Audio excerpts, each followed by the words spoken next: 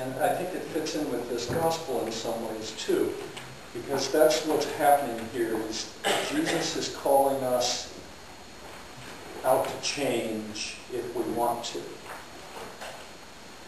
Now, since Ash Wednesday and the beginning of Lent, many Christians have been wrestling with what to give up or what to take on. And whatever you decide to do or not do, Lent is about change. Lent is about moving from one place to another, of going from what we are to a place or condition where we want to be. So there's this movement. And in Lent, we're talking about a movement of the soul.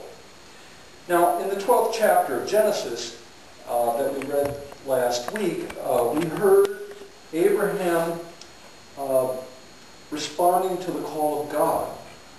And God calls Abraham to move to a new land. Now, when he's called, he's 75 years old. It had to have been a real strong call, don't you think? To get up, take up all that you have, your whole household, all that you own, and walk. Maybe 1,000 miles. And so maybe the question should be, when we hear a story like that, is what would it take to get me to move so far? Moving from one place to a new place in our spiritual lives, now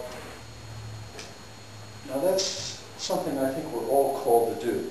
And such a move will require not only a response to God, but it's going to take an act of the will. You have to choose to do it. So what will it take to get you to move from here to there? Now, last week we heard Jesus say to Nicodemus, "The wind blows where it chooses and you hear the sound of it, but you do not know where it comes from or where it is going. So it is with everyone who is born of the Spirit." Well, Abram hears the call of the Spirit, and he becomes the father of a great nation. And he starts that movement when he's 75.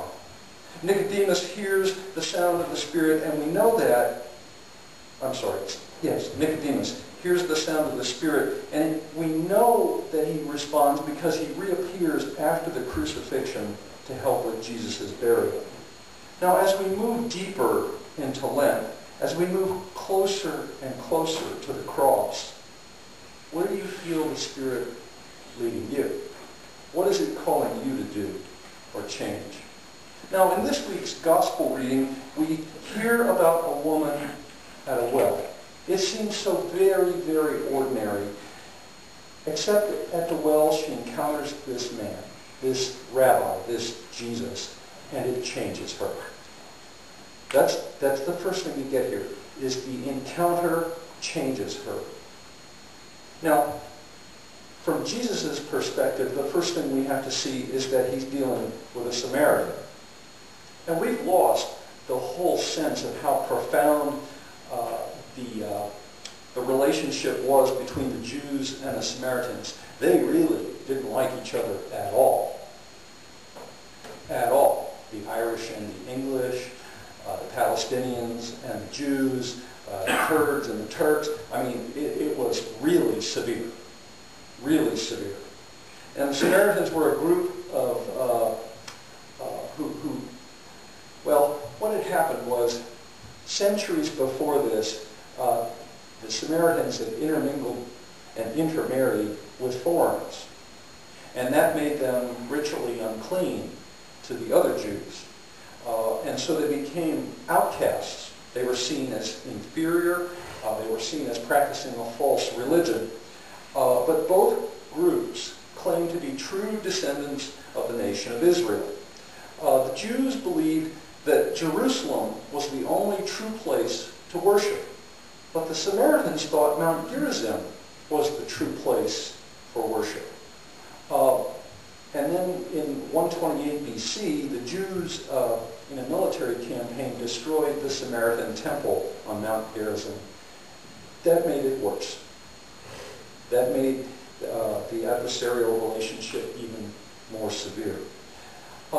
It was so bad, the relationship between these groups was so bad, that any close physical contact with a Samaritan, like drinking water from a common cup, would make a Jew ceremonially unclean, and they could not worship in the temple in Jerusalem until they were purified.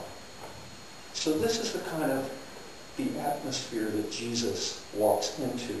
He's tired, so he sits down beside the well outside the village of Sychar. And the Samaritan woman comes to draw water. Now notice, she comes alone. And this is a sign that she's being shunned by the other women in the community. Why isn't she drawing water at the well in town?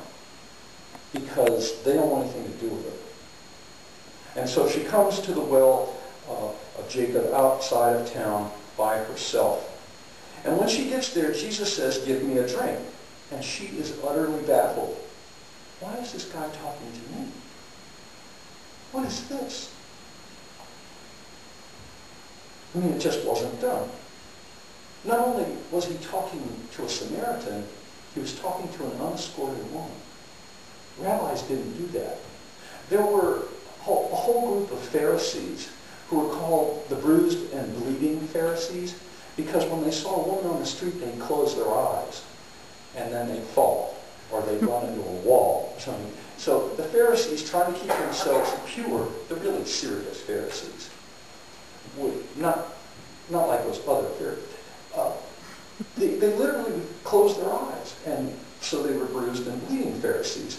And here is a Jew talking to a Samaritan, talking to an unescorted woman who is a Samaritan, and he says, "Give me a drink," and she's going, "Say what?" It just wasn't done. And Jesus says to her, "If you knew the gift of God and who it is who asks you for a drink, you would have asked him, and he would have given you living water." Now, living water was a term for running water, like you would get from a stream or a brook. And the water in most wells was still, it's set. And living water, running water, was considered better water. Now notice, she's going to respond to him just like Nicodemus responded last week, with this kind of really obvious literalism that's really kind of baffling. Because to the Jews, living water also had a very deep symbolic meaning as well, but she completely misses that. "Sir," she says, "give me this water so that I won't get thirsty and have to keep coming here to draw water." And Jesus says to her, "Go, call your husband and come back." And she says, "I have no husband."